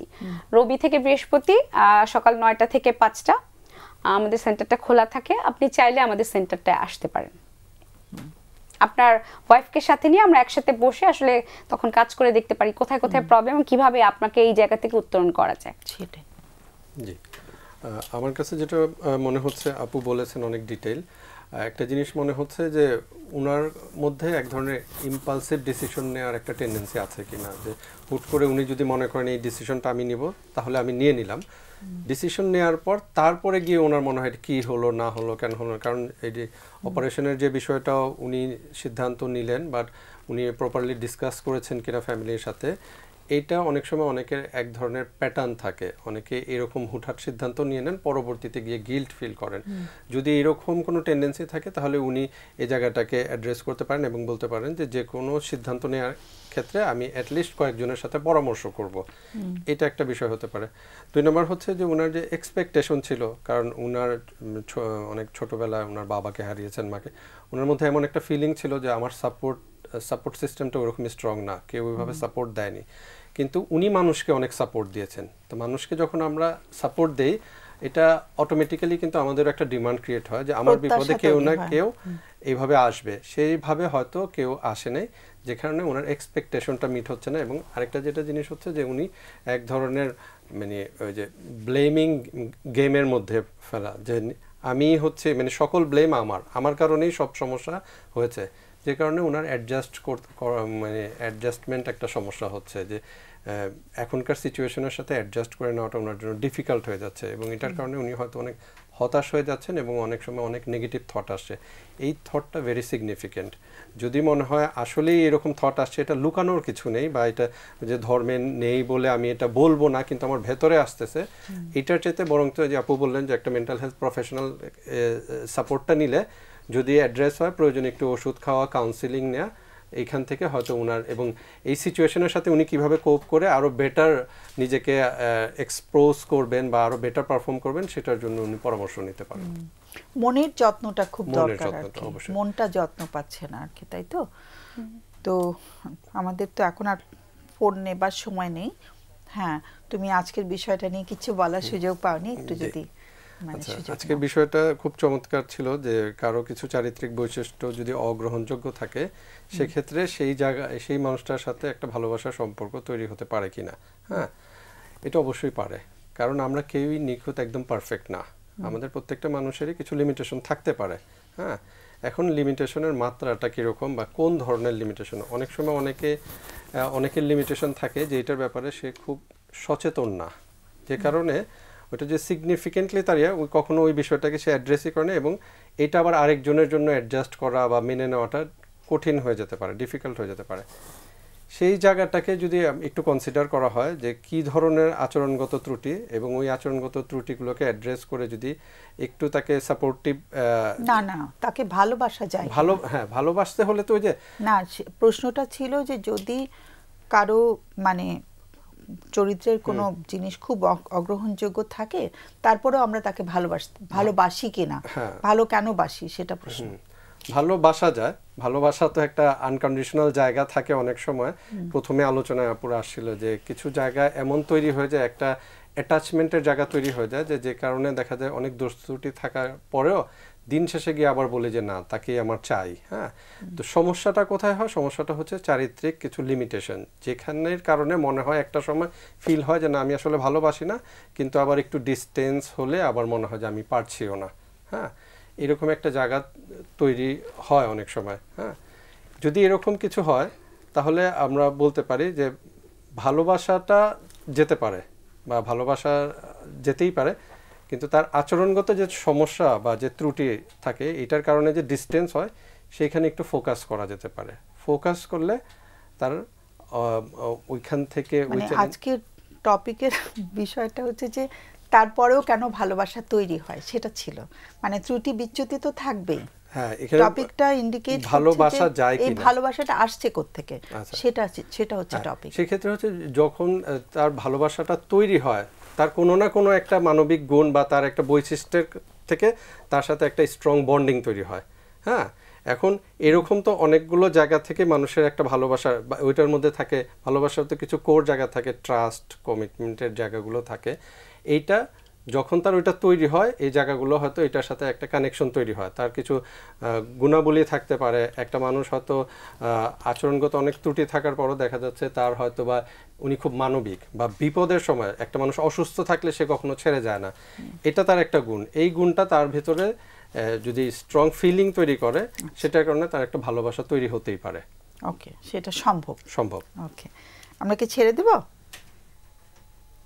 হ্যাঁ, আমাদের সময় হয়ে গেছে। অসংখ্য ধন্যবাদ আজকে আসার জন্য। আবার দেখা হবে। ইশরাত, তুমি অনেকদিন পরে এসছো, আবার দেখা হবে ইনশাল্লাহ। আমাদের বিদায় নিতে হবে। আমি তোমাকেও ধন্যবাদ। সুপ্রিয় দর্শক, আমাদের এবার বিদায় নিতে হবে, আমাদের একেবারে শেষ ঘন্টা বেজে গেছে। তো আমাদের আগামী সপ্তাহের বিষয়বস্তু হচ্ছে যে যদি আমাদের একজনের প্রতি আমরা প্রতিশ্রুতিবদ্ধ থাকি, তাহলে সেটার অর্থটা কি, এটা হয় কি না, একজনের প্রতি প্রতিশ্রুতিবদ্ধ থেকেও কি অন্য একটি মানুষের প্রতি আকৃষ্ট হওয়া যায় কিনা। মানে একজনের প্রতি আমি প্রতিশ্রুতিবদ্ধ আছি, তারপরেও অন্য কারোর প্রতিও আবার আমার কিছুটা মানে আকৃষ্ট হচ্ছি, আমি অন্য কারোর প্রতি একটা ভালোবাসার মতো অনুভূতি হচ্ছে, যদিও আমি কারোর প্রতি খুব কমিটেড হয়েছি, একটি মানুষের প্রতি কমিটমেন্ট করেছি, তার সাথে আমি সম্পর্কও করেছি বা সম্পর্কে রয়েছি, কিন্তু তারপরেও অন্য একটি মানুষকে ভালো লাগছে, আমি আকৃষ্ট হচ্ছি তার প্রতি, সেটি কি আসলে সম্ভব কিনা, সেটি নিয়ে আগামী অনুষ্ঠানে আমরা আলোচনা করব। সে পর্যন্ত সবাইকে অনেক অনেক ধন্যবাদ এবং শুভকামনা জানিয়ে শেষ করছি। শুভরাত্রি।